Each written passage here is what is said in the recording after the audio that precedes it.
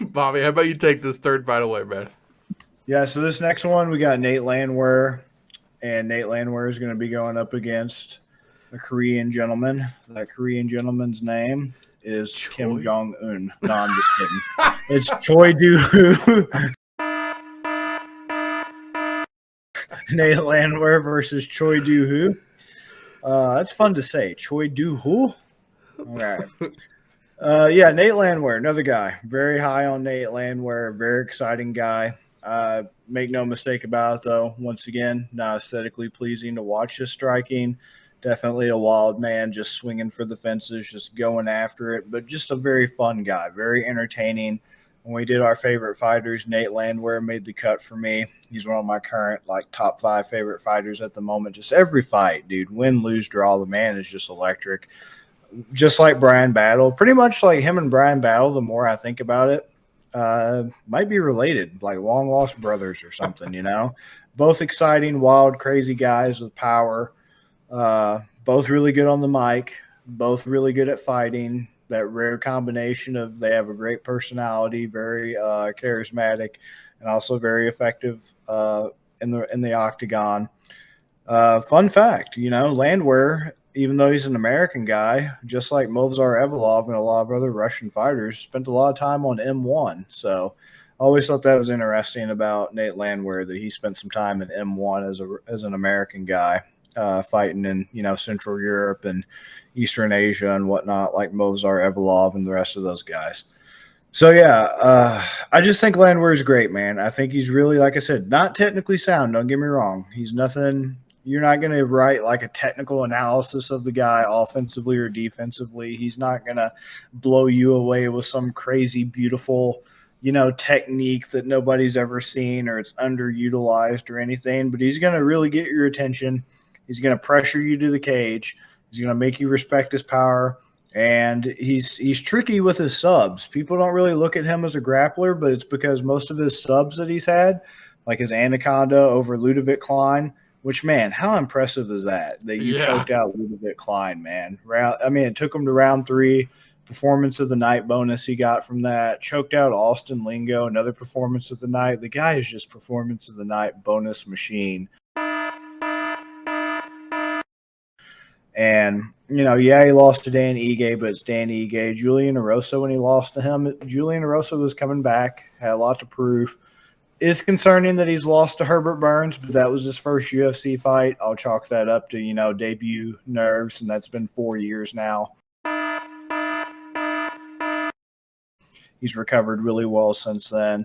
Just knocked out Jamal Emmers this past March, round 1 performance of the night yet again for him. I think Nate Landwehr is just phenomenal. Very entertaining guy. Hope to see him continue to be on the roster for a very long time to come. Ho Choi, right? So this is a guy coming off TKO win over Bill Algeo this past July. Majority draw, Kyle Nelson, February last year. And then before that was very inactive. I think he might have had mandatory military service.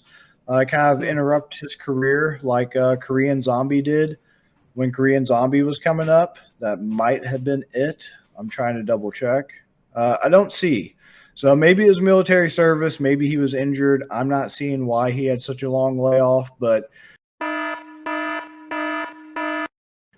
pretty much he had 3 losses in a row. So December 10th of 2016, lost to Cub Swanson by unanimous decision. 2-year layoff, right? So 2-year layoff, didn't fight again until January of 2018, lost to Jeremy Stevens by TKO, didn't fight until 2019, so almost another 2-year layoff because it's December 2019 before he fights, loses to Charles Jourdain by TKO, goes to a draw last February with Kyle Nelson, only fights once that year, only has fought once this year so far. This would be his second fight this year. So he's coming off 1 loss that he got. I mean, he's coming off 1 win, by TKO. He's got over Bill Algeo. But since 2016, he only has had 5 fights. This will be his 6th fight since 2016. And that is extremely concerning because I mean, people wonder when it came to his military service, since he's Korean, how much of the Korean Zombie, how well he could have performed had he not had that military service. This is textbook example of Ho Choi. What has he lost due to that military service and just the other factors that have probably contributed to his inactivity, whether it's injury, just recovery, just rest, just not being mentally in it, whatever the cases may be. It's not good for a fighter when you only have 5 fights since 2016. You got to stay sharp. You got to stay active. You got to stay engaged. And if you don't use it, you lose it. And I know muscle memory helps it come back faster as opposed to if you never had it to begin with. But, I mean, if there's one thing Landwehr's had, he's had activity. 2 fights in 2023, already fought this past March, fought in 2022, fought in 2021. He's been pretty active, especially for a guy who goes out there as offensively minded as he is, just kind of careless, just kind of out there just putting on entertaining fights. For him to be that active and that out there, taking the punishment, giving out the punishment, very encouraging to see, very good to see. And I just think there's too much going against Ho Choi. Like, he had all this promise and everything when he was in the UFC and when he made his debut in 2014. But, I mean, he's only had 2014. And he fought once in 2014, once in 2015. And the most he's fought since being in the UFC is twice in 2016. I just don't see it. And especially when I'm getting Nate at these odds, I don't know what the odds makers are seeing with a guy this inactive and Ho Choi, because you're only getting Nate Landwehr at a minus 135 and Ho Choi's at a plus 114, and I don't know what I'm missing. What do you think?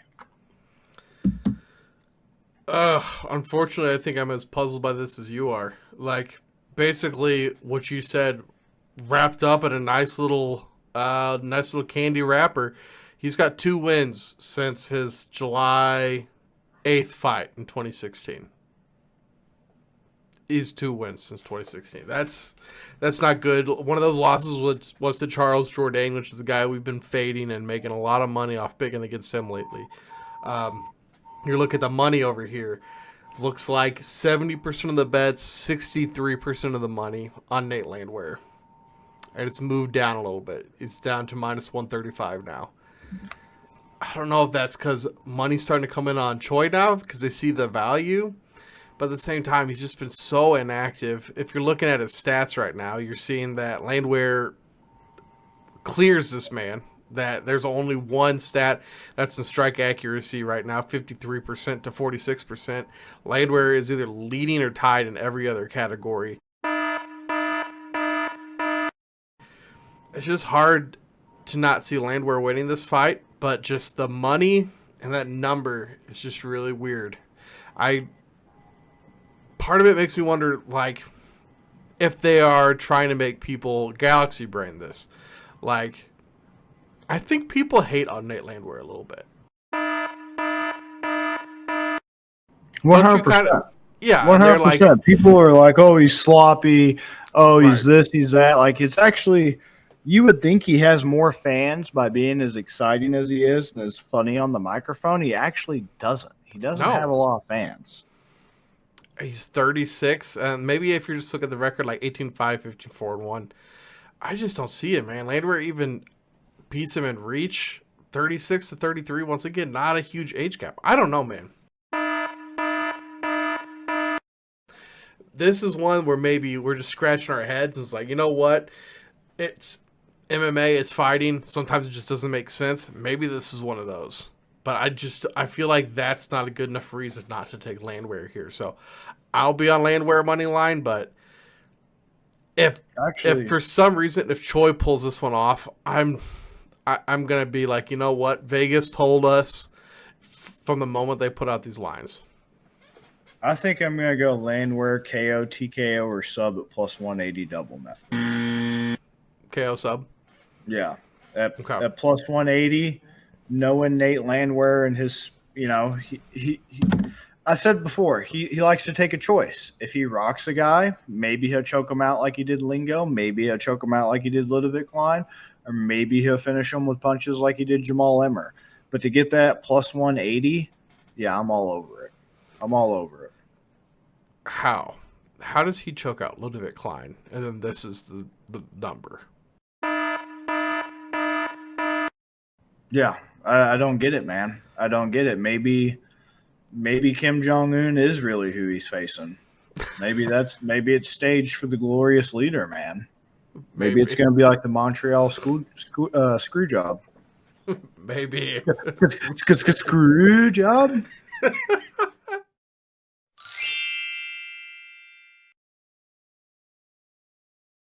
That Korean gentleman's name is Choi? Kim Jong-un. No, I'm just kidding. It's Choi Dooho.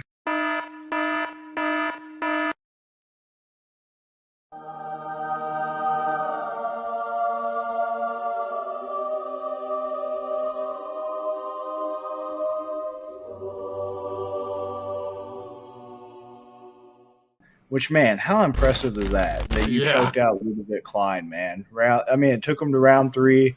Performance of the night bonus he got from that. Choked out Austin Lingo, another performance of the night. The guy is just performance of the night bonus machine.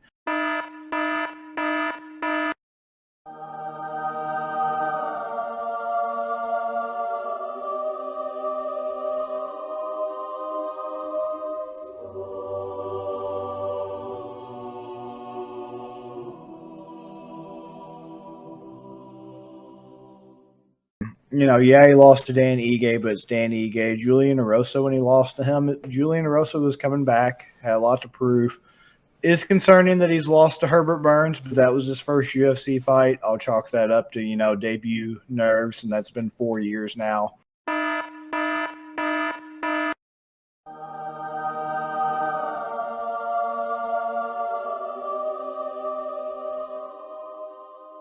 I don't see. So maybe it was military service. Maybe he was injured. I'm not seeing why he had such a long layoff, but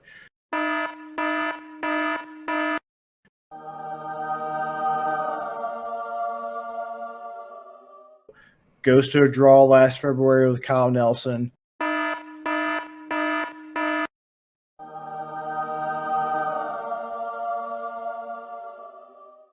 Ho Choi looked great in that fight. The fight before that against Kyle Nelson, I think he won that fight. Had a point taken from him in the 3rd round for an illegal headbutt on the ground, which is just absolutely ridiculous. It was accidental, didn't do any damage. The ref took a point from him. There was less than a minute left in the fight. Ended up being a draw. Well, ladies and gentlemen, after 3 rounds, we go to the scorecards. Here are the totals. Judge Bird has it 29-27 for Choi. Judge Lee and Colon have it 28-28 for a majority draw. He's coming off 1 win, by TKO. He's got over Bill Algeo.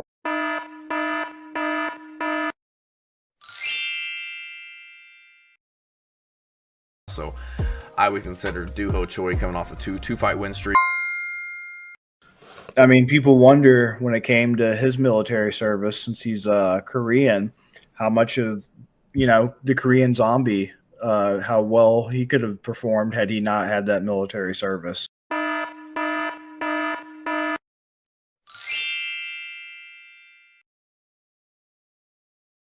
You can see that left hand of Zombie's a little low. Oh! Chance on Chung! Knocks out Dennis Bermudez! Oh, big right! The Korean Zombie sets him down and trying to finish it early. Now, Frankie has the ball back. The Korean Zombie's looking to finish the moment.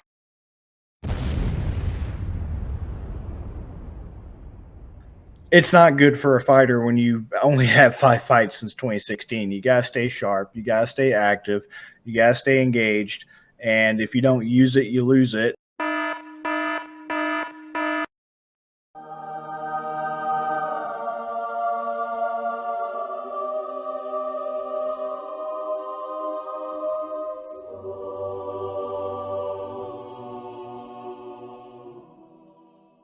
What we saw from Ho Choi in his last matchup against Algeo is all of a sudden, this guy's a wrestler.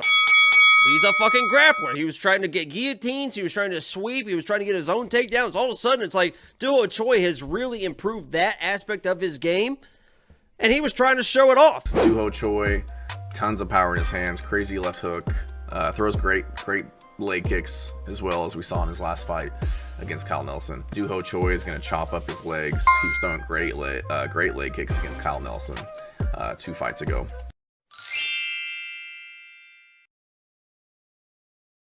The most he's fought since being in the UFC is twice in 2016. I just don't see it. And especially when I'm getting Nate at these odds, I don't know what the odds makers are seeing with a guy this inactive.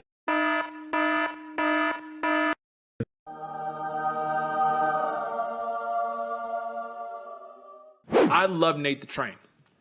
But when I was assessing film on these fighters and I watched Choi, I was like, he just looks like a supremely better fighter. Like in every aspect, skill-wise. Like I'm talking technical capacities. He just looked better everywhere. Grappling, striking, in between the mix, all the transitions.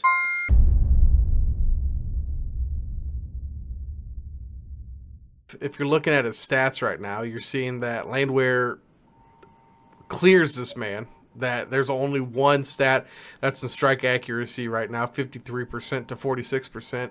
Landwehr is either leading or tied in every other category.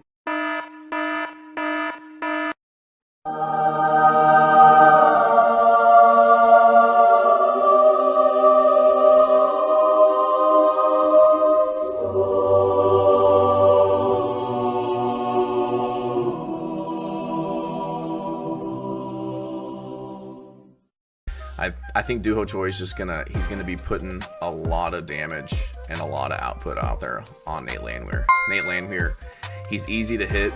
Like I said, he takes a lot of damage. I look at his UFC stats. He's almost at like 6 significant strikes absorbed per minute.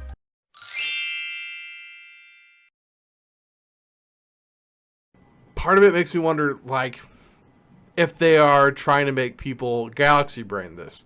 Like, I think people hate on Nate Landwehr a little bit.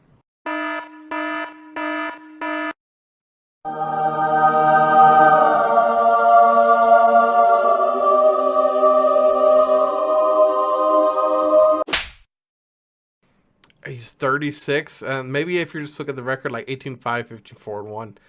I just don't see it, man. Landwehr even beats him in reach, 36 to 33. Once again, not a huge age gap. I don't know, man.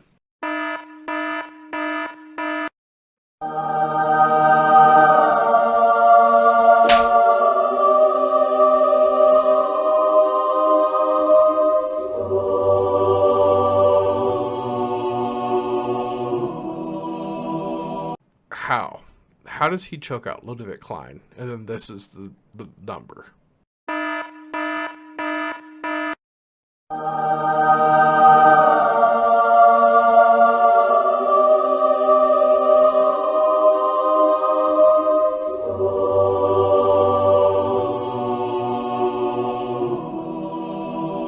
Even when he first got into the UFC, he was that good. But I think he had to take 2 years off for the army. Yep, so Korean military. That, yep. that throws everything off, right? That throws away your momentum, throws away your speed. The fans don't know who you are. But like the real ones, they know how good he is. How about this guy though? Korean Superboy. Shout out. Been around the block. Real man. ones know.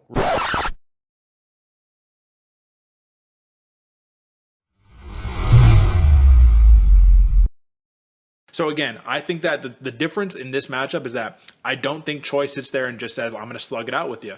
Just like in the Bill Algeo fight, I think he tries to mix it up at all levels. Take you down, get back up, land some big strikes, get into the clinch, do all the skillful things to be able to, in my opinion, plus 400 decision against Nate the Train Landwehr. I don't think he gets him out of there. I respect Nate the Train too much. I think he got to get hit with a real shot. But let's also not forget that right hand of Choi is an absolute piston. And if he lands that thing, it's going to be a problem. So I like the long play right here. I'm going to go to the over here in just a second.